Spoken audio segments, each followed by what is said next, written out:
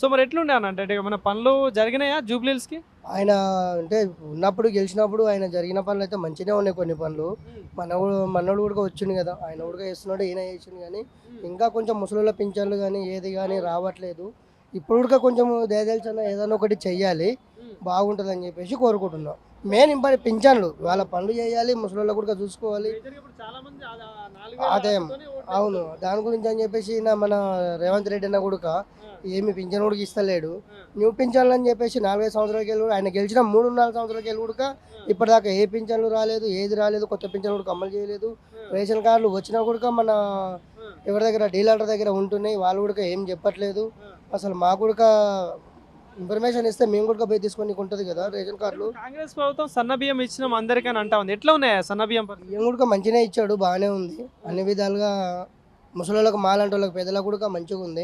బియ్యం అయితే అన్ని విధాలుగా ఆల్మోస్ట్ గుడ్, వెల్ గుడ్. కానీ ఫ్రీ బస్సులు అనేది కొంచెం తీసేస్తే మంచిగా ఉంటుందని కోరుకుంటున్నాం. అంటే ఇక దీనివల్ల తగ్గియండి కొంచెం ఛార్జెస్, కానీ మరీ ఫ్రీగా ఉంటే ఇప్పుడు మేము డ్రైవర్లము, మేము కారు నడుపుతాము, మాది కూడా కొంచెం చూడాలి కదా, ఇబ్బంది అవుతుంది. మా పరిస్థితులు కూడా మా పొట్ట మీద కొట్టినట్టు ఉంటుంది. కొంచెం అన్ని విధాలుగా జర ఆలోచన చేసి ఏ పార్టీ ఏది వచ్చినా కూడా జర చూసుకోవాలని ఆలోచన చేసి నిర్ణయం తీసుకుంటే జర బాగుంటుందని చెప్పేసి నా యొక్క మనవి. ఇంట్లో తప్పులు ఒప్పులు ఏమన్నా ఉన్నా